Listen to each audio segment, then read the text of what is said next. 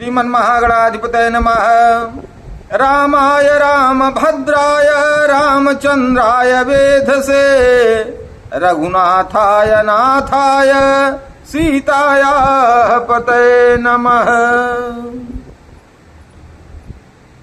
शंकर जी कहते हैं, हे पार्वती, भगवान श्री राम के गुण जो है वो गूढ़ हैं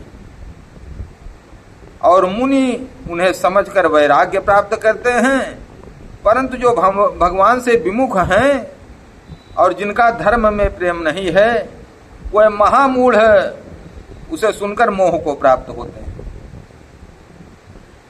उमा राम गुण गूढ़ पंडित मुनि पावहि बिरति पावहि मोह विमूढ़ जय हरि विमुख न धर्म रति। तो पुरनर भरत प्रीतिमय गाई मति अनुरूप अनूप सुहाई अब प्रभु चरित सुनहु अति पावन करत जे बन सुर नर मुनि भावन। पूर्ववासियों के और भरत जी के अनुपम और सुंदर प्रेम का मैंने अपनी बुद्धि के अनुसार गान किया। अब देवता मनुष्य और मुनियों के मन को भाने वाले प्रभु श्री रामचंद्र जी के वह अत्यंत पवित्र चरित्र सुनो जिन्हें वह वन में कर रहे हैं। तो क्या कर रहे हैं भगवान श्री राम? माता सीता का श्रृंगार कर रहे हैं। एक बार चुनि कुसुम सुहाए निज कर भूषण राम बनाए सीत ही पहिराए प्रभु सादर बैठे फटिक शिला पर सुंदर।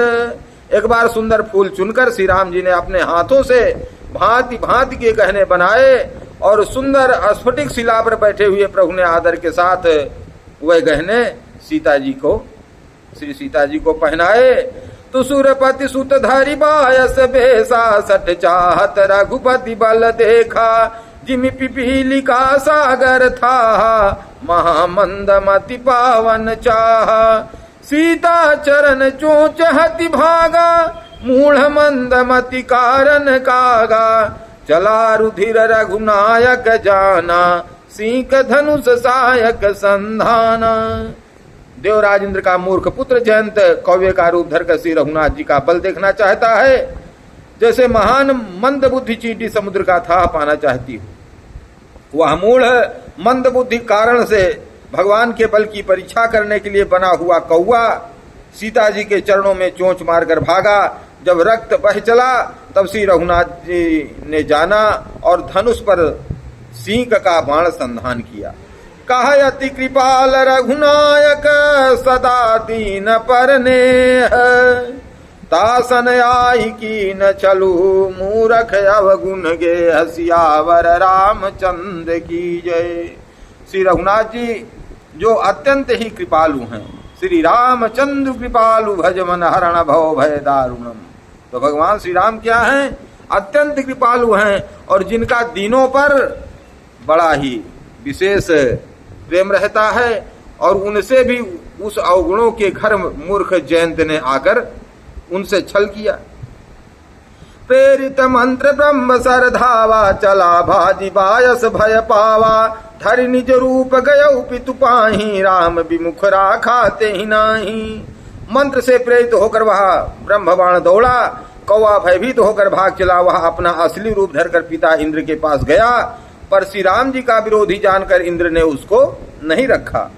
भा निराश उपजी मन त्रासा जथा चक्र भय ऋषि दुर्वासा ब्रह्म धाम शिवपुर सब लोका फिर आश्रमित व्याकुल भय शोका। तब वह निराश हो गया, उसके मन में भय उत्पन्न हो गया जैसे दुर्वासा ऋषि को चक्र से भय हुआ था। वह ब्रह्मलोक शिवलोक आदि समस्त लोकों में थका हुआ और भय और शोक से व्याकुल होकर भागता फिरा। काहू बैठन कहा न ओही रागी को सकई राम कर द्रोही मातु मृत्यु विदु समन समाना सुधा होई विष सुनु हरि जाना। पर रखना तो दूर रहा, किसी ने उसे बैठने तक के लिए नहीं कहा। देवराज इंद्र के बेटे जयंत को श्री राम जी के द्रोही को कौन रख सकता है? काकभूषुंड जी कहते हैं, हे गरुण सुनिए, उसके लिए माता मृत्यु के समान, पिता यमराज के समान और अमृत विष के समान हो जाता है। मित्र करई सतरी पुकई करनी ता कहाँ विबुध नदी भय तरनी सब जगुता ही अनल हुत ताता जो रघुबीर विमुख सुनु भ्राता। मित्र सैकड़ों शत्रुओं की सी करनी करने लगता है। देव नदी गंगा जी उसके लिए बैतरणी नदी यमपुरी की नदी हो जाती हैं।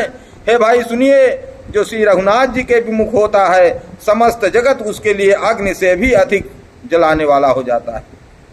नारद देखा विकल जयंता, लागी दया कोमल चित्त संता, पठवा तुरत राम पहिता ही, कहसी पुकारी प्रणत हित पाही।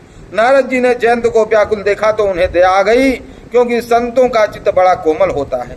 उन्होंने उसे समझाकर तुरंत श्री राम जी के पास भेज दिया।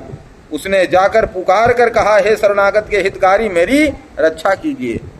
नारद जी से जयंत ने सहायता नहीं मांगी थी, लेकिन फिर भी नारद जी ने, जो संत होते हैं वह बिना कहे ही सबका कल्याण करते हैं, अकारण करुणा करते हैं। जो संत होते हैं, जो संत होते हैं वह अकारण जो है लोगों पर कृपा करते रहते हैं।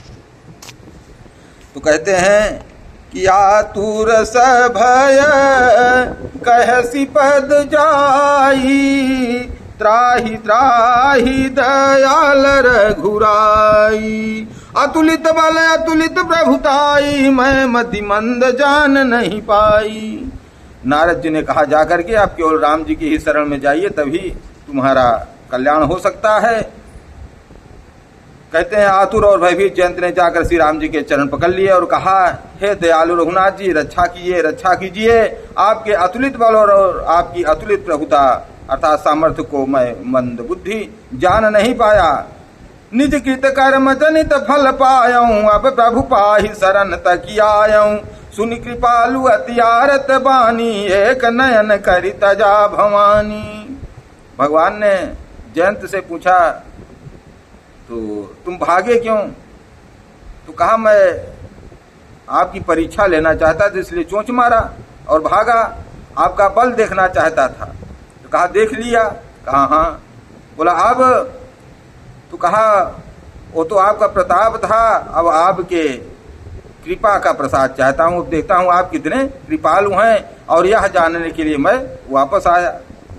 तो कहा, मैं आपकी शरण तक कर आया हूँ। शिव जी कहते हैं, पार्वती श्री रघुनाथ जी ने उसकी अत्यंत दुख भरी वाणी सुनकर उसे एक आंख का काना करके छोड़ दिया। कीन मोह बस द्रोह जद्यपि तहि कर बध उचित, प्रभु छाण्यउ कर छोह को, कृपाल रघुवीर सम सियावर रामचंद्र की जय। उसने मोह बस द्रोह किया था, इसलिए यद्यपि उसका वध ही उचित था, पर प्रभु ने कृपा करके उसे छोड़ दिया। श्री राम जी के समान कृपालु और कौन होगा। तो रघुपति चित्रकूट बसि नाना, चरित किए श्रुति सुधा समाना, बहुरी राम यस मन अनुमाना, होई वीर सबहि मोहि जाना। सकल मुनिन सन विदा कराई, सीता सहित चले दो भाई, अत्रि के आश्रम जब प्रभु गयऊ, सुनत महामुनि हर्षित भयऊ। भगवान श्री राम ने सोचा कि यहाँ भीड़ लग जाएगी, सब जान जाएंगे कि ये मानव रूप में साक्षात ब्रह्म ही अवतार लिए हुए हैं, इसलिए वह आगे चले। हर हर महादेव, जय जय श्री राम। चैनल को सब्सक्राइब ना किए हो तो कर दें, और कर दिया तो बहुत बहुत साधुवाद, बहुत बहुत धन्यवाद। हर हर महादेव। भगवान ने जयंत को एक आंख का काना करके छोड़ दिया। क्यों?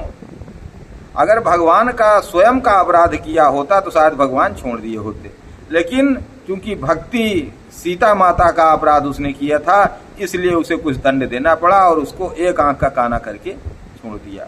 हर हर महादेव। जय श्री कृष्ण, जय श्री राधे।